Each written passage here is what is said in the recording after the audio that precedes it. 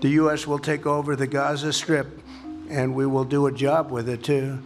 We'll own it. We have an opportunity to do something that could be phenomenal. And I don't want to be cute. I don't want to be a wise guy, but the Riviera of the Middle East, this could be something that could be so bad. This could be so magnificent. To envision a world, people living there, the world's people.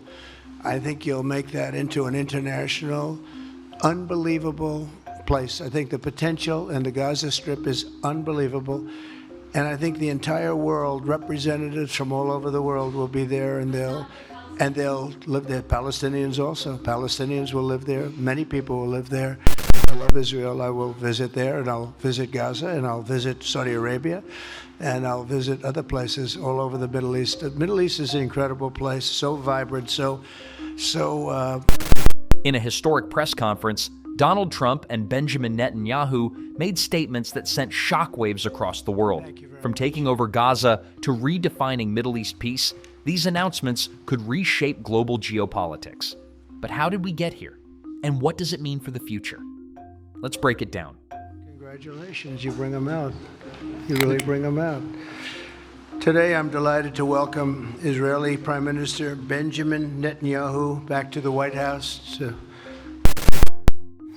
The Gaza Strip has been at the heart of Israeli-Palestinian tensions for decades. Originally part of historic Palestine, it was captured by Egypt in 1948, then taken by Israel in the 1967 Six-Day War. While Israel withdrew in 2005, Gaza has remained under blockade. Now Trump suggests something unprecedented: U.S. control. It's been an unlucky place for a long time. Being in its presence just has not been good, and it should not go through a process of rebuilding and occupation by the same people that have really stood there and fought for it and lived there and died there and lived a miserable existence there. Donald Trump made a stunning declaration. The United States should take over Gaza and redevelop it. His vision? A thriving economic hub built on the ruins of war. But who actually owns Gaza, and is this even legal? It's right now a demolition site. This is just a demolition site. Virtually every building is down. They're living under fallen concrete that's very dangerous and very precarious. They instead can occupy all of a beautiful area with homes and safety, and they can live out their lives in peace and harmony instead of having to go back and do it again. The U.S. will take over the Gaza Strip, and we will do a job with it, too. We'll own it. Under international law, Gaza is part of the occupied Palestinian territories. The U.S. has no legal claim to it, and Palestinian leaders have already rejected the idea. We'll own it and be responsible for dismantling all of the dangerous unexploded bombs and other weapons on the site, level the site and get rid of the destroyed buildings, level it out, create an economic development that will supply unlimited numbers of jobs and housing for the people of the area. Do a real job, do something different. Just can't go back. If you go back, it's going to end up the same way it has for 100 years. Critics say this plan ignores the human cost of war and the voices of the people most affected. We have an opportunity to do something that could be phenomenal. And I don't want to be cute. I don't want to be a wise guy, but the Riviera of the Middle East, this could be something that could be so bad. This could be so magnificent. For decades, Israel has opposed a right of return for Palestinian refugees. Trump's new idea, relocating Gazans to Egypt or Jordan, two countries that have long rejected absorbing refugees. But more importantly than that is the people that have been absolutely destroyed that live there now can live in peace in a much better situation because they're living in hell.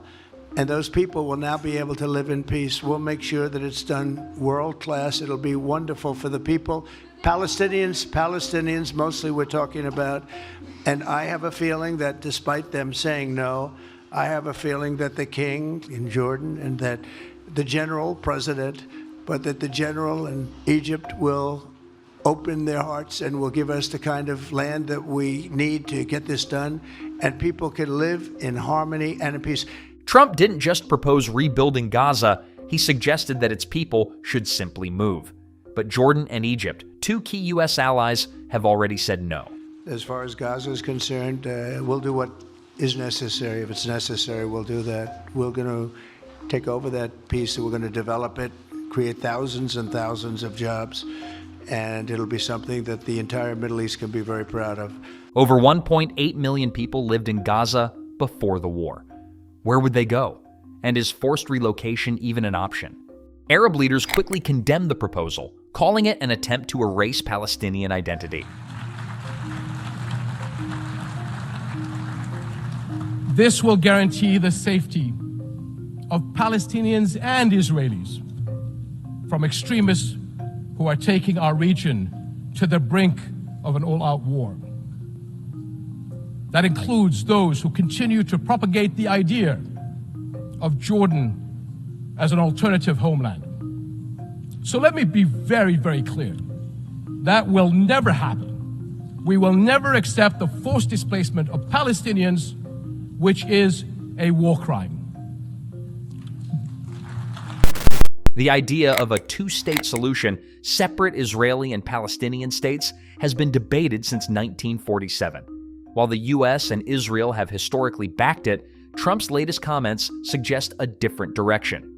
One state or any other state, it means that we want to give people a chance at life. They have never had a chance at life because the Gaza Strip has been a hellhole for people living there. It's been horrible. Hamas has made it so bad, so dangerous, so unfair to people.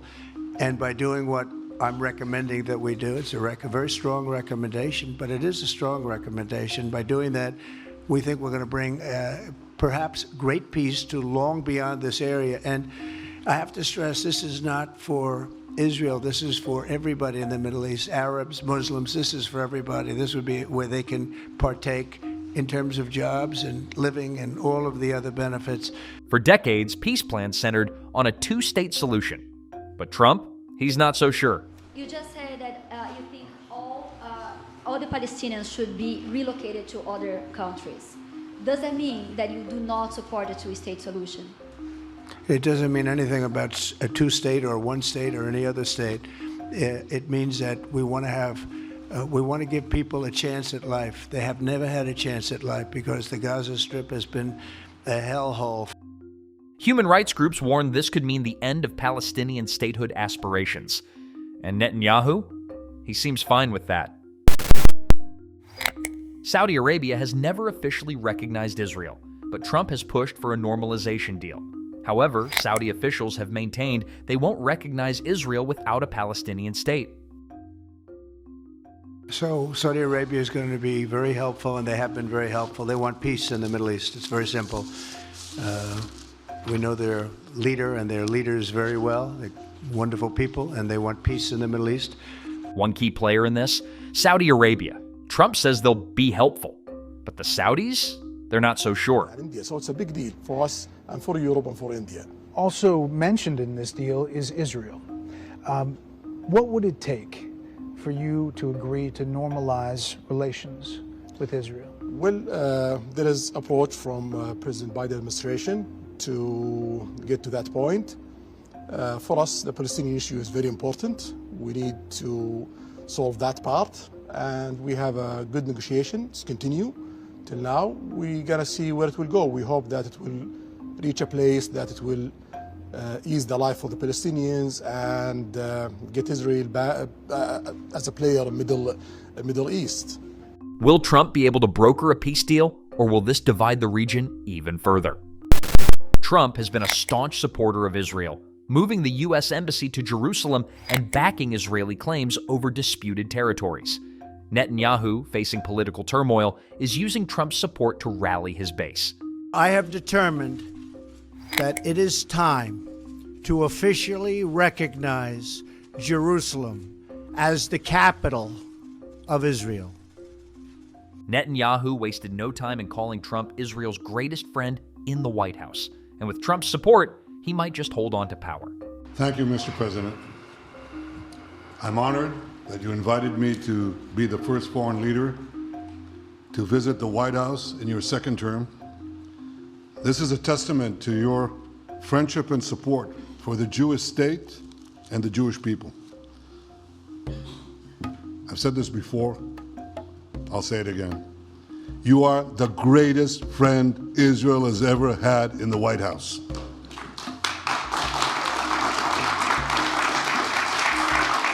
And that's why the people of Israel have such enormous respect for you. In your first term, you recognized Jerusalem as Israel's capital. You moved the American embassy there. You recognized Israel's sovereignty over the Golan Heights.